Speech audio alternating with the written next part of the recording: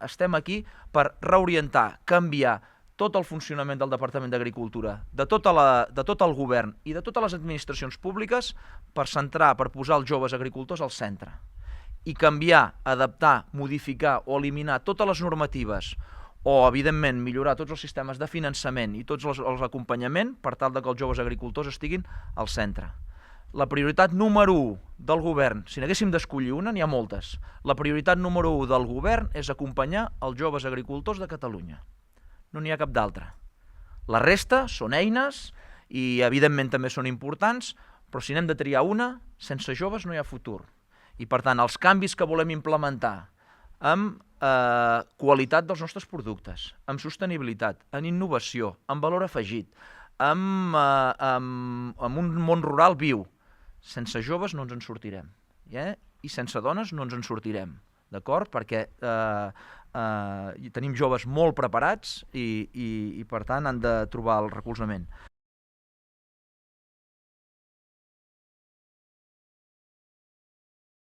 Sortirà, ja està a taules sectorials, sortirà una nova ajuda per tal de donar un incentiu a les persones que no es jubilen perquè es jubilin i passin l'explotació a una persona jove o una persona que es vulgui incorporar.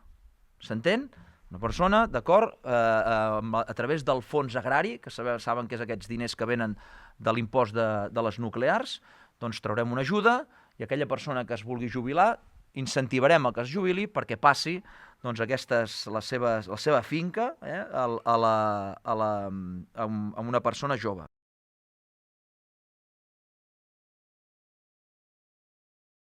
Traurem una ajuda per tal de contractar serveis especialitzats tècnics, financers, jurídics o de qualsevol temàtica que necessitin els joves per tal de poder fer aquest acompanyament. La prioritat és acompanyar abans, durant i després de la incorporació.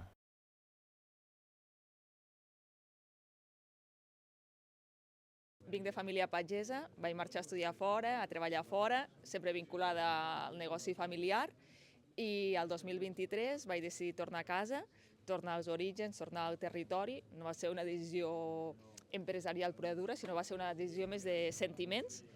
I el 2023 vam fer una empresa familiar juntament amb el meu germà, que es va incorporar prèviament a mi, i vam decidir desenvolupar tot el que els nostres pares havien fet. El que fem nosaltres és producció de fruita d'os, fruita madurada a l'arbre, i anem directament al consumidor final. Tot el procés és propi, i perquè us doneu una idea, nosaltres, fruita d'os, comencem al maig amb cireres i acabem a l'octubre amb figues. Una cirera la collim al matí, la confeccionem a la tarda i a la mateixa tarda ja va al client final. Treballem amb clients que aposten pel territori, per la proximitat i per aquest producte una mica més de valor afegit.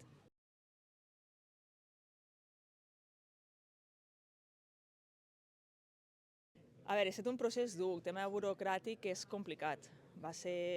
Sí que hem tingut apoyo d'administracions i de sindicats per a poder tirar el projecte endavant, però sí que a nivell burocràtic ha estat bastant agotador el procés. I una mica que és el que li hem volgut traslladar al conseller, de que ens ajudi amb el tema burocràtic, tant a joves com a no joves, és a dir, el sector agrari en conjunt, perquè de vegades estem més a l'oficina que al camp, que és on hauríem d'estar una mica tots més plegats.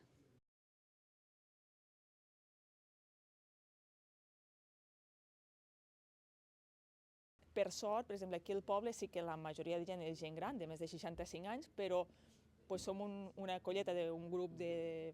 També t'ho diré que podem comptar, crec, amb les mans, de que han decidit quedar-se amb el negoci familiar. No conec a ningú que hagi vingut fora de pagès, perquè, clar, la barrera d'entrada d'aconseguir terra, finançament i ficar-ho en marxa i estar en un període de carència de 3-4 anys sense ingressos, no tothom s'ho pot permetre. Llavors, tothom que conec sí que és veritat que ve d'empresa o de pares o família pagesa.